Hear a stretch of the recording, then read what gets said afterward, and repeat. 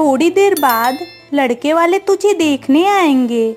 मैंने यहाँ 3 साड़ियाँ रख दी है, इसमें से जो तुझे सबसे सुंदर लगे वही आज पहन लेना। और सुन, चेहरे पे थोड़ा स्नो पाउडर लगा ले।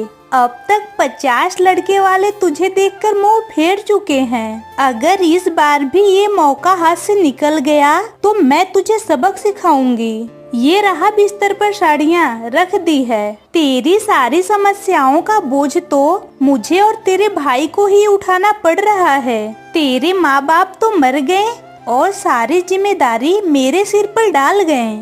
भाभी, विश्वास करो, मेरी वजह से आप लोगों को चिंता में डालना मुझे बिल्कुल अच्छा नहीं लगता। मैं नहीं जानती कि मैंने भगवान से क्या गलती की थी कि उसने मेरी रंगत इतनी काली कर दी। मुझे इससे कोई परेशानी नहीं है, लेकिन लोगों को मेरे इस रंग से बहुत दिक्कत होती है। मुझे तो कोई पसंद ही नहीं करता। फिर भी मेरा मन कहता है कि इस बार शायद कोई न कोई मुझे जरूर पसंद कर लेंगे। तेरा वो फालतू मन हमेशा यही कहता है कि आज लड़के वाले मुझे पसंद कर लेंगे। पहले भी तूने यही कहा था, तब तो तुझे किसी ने पसंद नहीं किया। तेरे कारण मैं समाज में मुंह दिखाने लायक नहीं रही।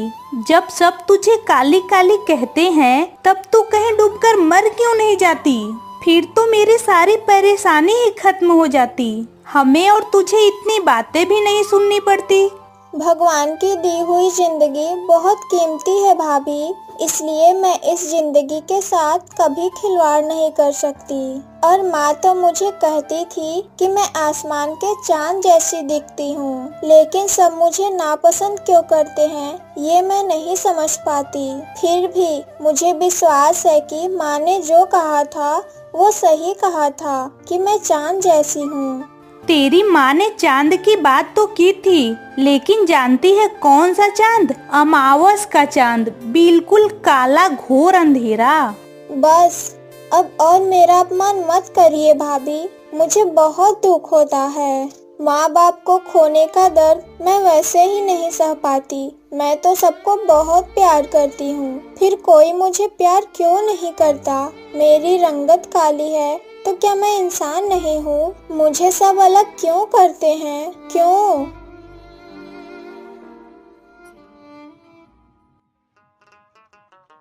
कब से मैं अपने सोने जैसे लड़के को लेकर यहाँ बैठी हूँ। लड़की कहाँ है? दुल्हन को तो देख ही नहीं पा रही। आपकी ननद को तैयार होने में कितना वक्त लगेगा? हमारे पास इतना समय नहीं है। दुल्हन को कहो जल्दी से आ जाए, हम थोड़ा देख लें।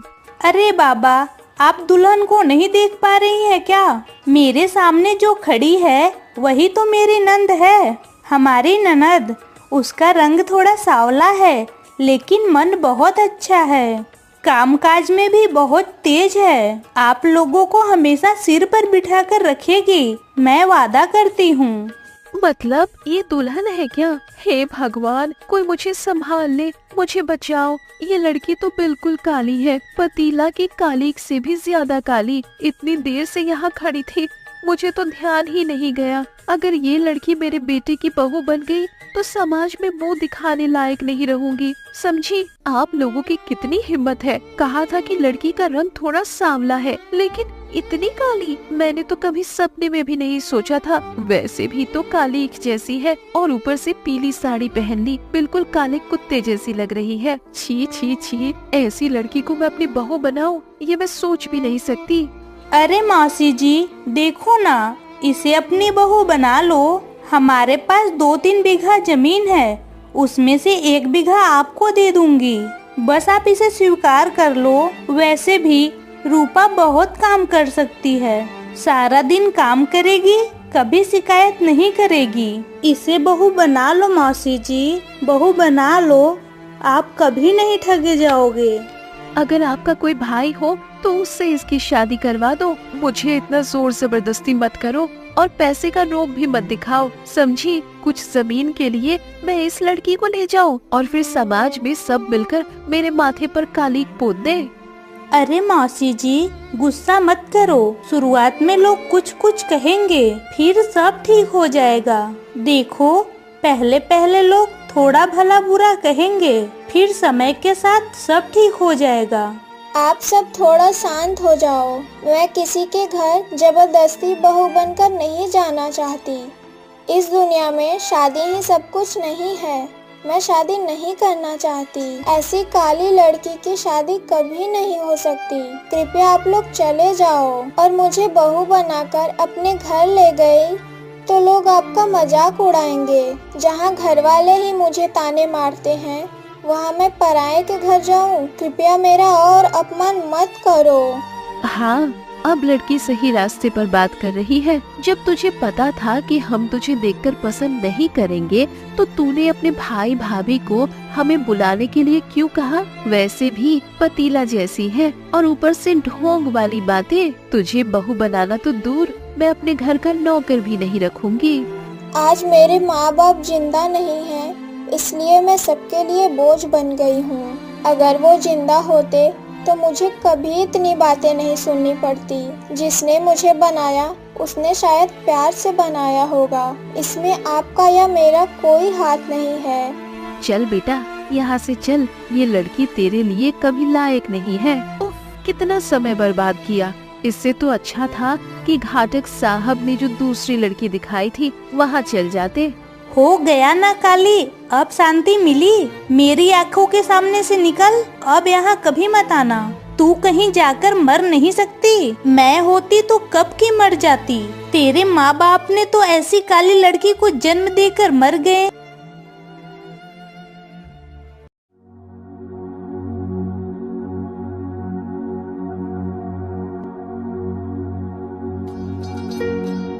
अभी को कुदाल लेकर कहाँ जा रहे हो? घर में राशन नहीं है, ये तुम्हें याद है? एक तरफ तुम्हारी इस काली बहन की झंझट, दूसरी तरफ पैसे की तंगी। हर तरफ से मेरा दिमाग खराब हो रही है। अरे गुस्सा क्यों कर रही हो? मुझे काम पर तो जाना है ना। कुछ दिन बाद फसल बोनी है, खेत को तो खोदना है। कुछ दिन पहले ही तो बाजार किया था। सारा खाना खत्म हो गया है क्या? और रूपा की बात मुझसे बिल्कुल मत कहो। वैसे ही मेरा मूड खराब हो रहा है। नहीं जानता इस लड़की की शादी कब होगी। जब माँ बाप मर गए तो इसे साथ लेकर मर नहीं सके। घर का आधा खाना तो तुम्हारी बहन के पेट में चला जाता है। दिन में 3 बार गटागट खाती है और इधर उधर घूमती रहती है। तुम्हारी बहन कोई काम करना ही नहीं चाहती।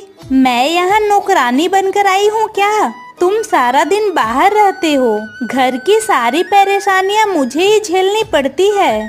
तुम क्या समझोगे दुख क्या होता है? मुझसे थोड़ा अच्छे से बात करो। अगर मैं बाहर काम न करता तो अब तक भूखे मर गए होते। काम करके 2 वक्त का खाना लाता हूँ, तभी तो तुम खा पा रही हो, वरना कहाँ से खाती। और रूपा का थोड़ा सहन कर लो। क्या करें, इसे मार तो नहीं सकते। मुझे भी ये झंझट अच्छा नहीं लगता। इसके लिए अब तक 51 लड़के वाले आकर देख चुके हैं। सबको मैंने पैसे का लालच दिखाया, लेकिन कोई इसे स्वीकार ही नहीं करता। मुझे तो लगता है इसे घर से भगा देना ही बेहतर है। इससे लोगों की बातें भी नहीं सुननी पड़ेगी और हमें हर वक्त चिंता भी नहीं करनी पड़ेगी। लोगों की बातें सुन सुनकर मेरे कान पक गए हैं। इसकी उम्र में सबकी शादी हो चुकी होती है, बस यही बाकी है। तुम्हें ठीक लगे वही करो। मेरा दिमाग मत खराब करो। तुम इसे भगा दोगी या गोद में बिठाओगी, वो तुम्हारी मर्जी है। मैं यहाँ कुछ नहीं बोलूँगा। मैं अब काम पर जा रहा हूँ, आने में थोड़ी देर होगी।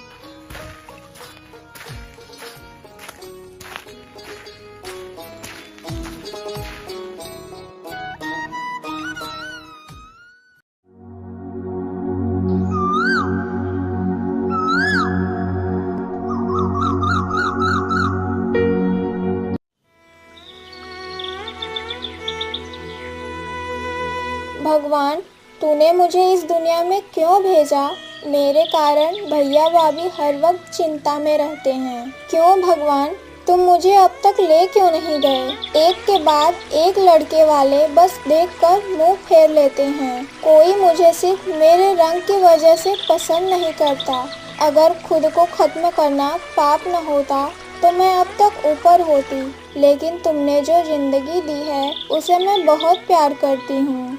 भगवान, लोगों को मुझे स्वीकार करने में इतनी तकलीफ क्यों होती है? क्यों? अगर मैं उनकी तरह सुंदर होती तो सब मुझे कितना प्यार करते।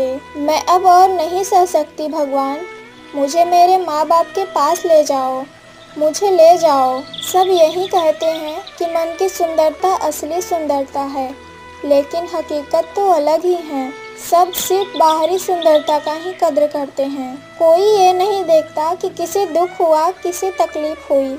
सब मेरे मुंह पर काली काली कहकर बुलाते हैं। मैं और नहीं सह सकती भगवान, मुझे एक रास्ता दिखाओ, मुझे एक रास्ता दिखाओ। अरे ये कौन है? तो रूपा है ना? अरे रूपा, तू कैसी है? तुझसे मेरी 5 साल बाद मुलाकात हुई और तू यहाँ बैठकर रो क्यों रही है? तुझे क्या हुआ, मुझे बता। और क्या होगी मुझे, तू तो सब कुछ जानती थी। मैं काली हूँ, इसलिए सब मुझसे कितनी नफरत करते हैं, सब मुझे कितना नापसंद करते हैं। अब तक 51 लड़के वाले मुझे देख चुके हैं, कोई मुझे पसंद नहीं करता, सब बस नफरत ही करते हैं। वो सब बातें छोड़, तू इतने दिनों बाद कहाँ से आई? तू कहाँ चली गई थी? अरे मत पूछ रूपा, पिताजी के मरने के बाद हम बहुत लाचार हो गए थे, इसीलिए हम शहर चले गए थे और माँ बेटी ने मिलकर काम शुरू किया। कुछ दिन पहले ही गांव लौटी हूँ, यहाँ आकर घर बनाया है। सोचा था शादी कभी नहीं करूँगी, खुद कमाऊंगी, माँ के साथ अच्छे से जिंदगी जीऊंगी। और तू इतना टूट क्यों रही है? खुद कुछ कर, अपने पैरों पर खड़ी हो, देख सब तुझे इज्जत देंगे। मैं अकेली क्या करूं सृजल? बचपन में कितने सपने थे कि पढ़ लिख कर अपने पैरों पर खड़ी होंगी, लेकिन माँ बाप के मरने के बाद सब कुछ रुक गई और लोगों की बुरी बातों ने मुझे और आगे नहीं बढ़ने दिया। तेरे पास तो माँ है जो तुझे थोड़ा मानसिक सहारा देती है, लेकिन मेरे पास इस दुनिया में कोई नहीं है।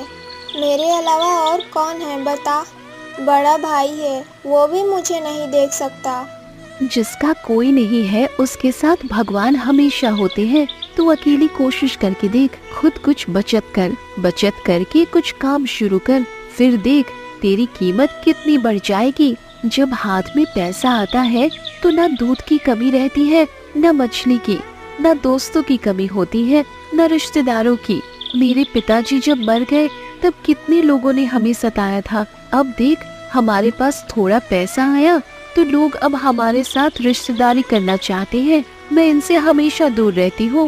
मन का दुख थोड़ा हल्का लग रहा है सृजल, तेरी बातों ने मन में हिम्मत जगाई है। तुझे बहुत बहुत धन्यवाद सृजल। मुझे अब घर जाना है, फिर कभी तुझसे मुलाकात होगी। तू सचमुच बहुत अच्छी लड़की है, मेरे साथ इतनी दोस्ती भरी बातें की और कोई तो मेरे साथ कभी ऐसे बात नहीं करता। दुनिया में सब एक जैसे नहीं है रूपा, दुनिया में अभी भी बहुत अच्छे लोग हैं जो तेरे रंग की वजह से तुझसे बात नहीं करते। वो असल में इंसान नहीं है, वो पशुओं से भी गए गुजरे हैं। अच्छा रूपा, तू घर चली जा, वरना तेरी भाभी फिर बहुत डांटेंगी। मैं भी घर जाती हूँ, माँ शायद मेरी चिंता कर रही होगी। मैं तो पहले ही नदी से पानी लेने आई थी। अच्छे से रह रूपा, और कोई जरूरत हो तो मुझे बता देना, समझी? वाह रे वाह, सारा दिन नवाबजादी बनकर गांव घूमती रही और शाम को घर लौटी। तू कभी इंसान बनेगी या नहीं?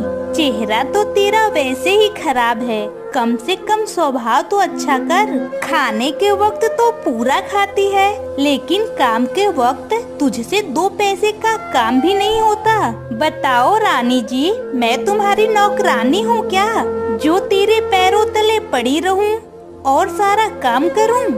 विश्वास करो भाभी, मुझे माँ बाप की बहुत याद आ रही थी, इसलिए नदी के किनारे जाकर थोड़ा बैठ गई थी और मैं सारा काम खत्म करके ही वहाँ गई थी। मैं अब कभी नदी के घाट नहीं जाऊंगी भाभी, इस बार मुझे माफ कर दो, मुझ पर दया करो भाभी। मेरी पुरानी दोस्त सृजल से भी मुलाकात हो गई थी, इसलिए थोड़ा देर हो गया। मैं अब कहीं नहीं जाऊंगी, हमेशा घर पर रहकर काम करूंगी। तुझे वो मौका दूंगी तब ना। सुन, आज के बाद इस घर में सिर्फ मैं राज करूंगी। तेरे जैसी गंदी लड़की का जगह कूड़े और कचरे में है।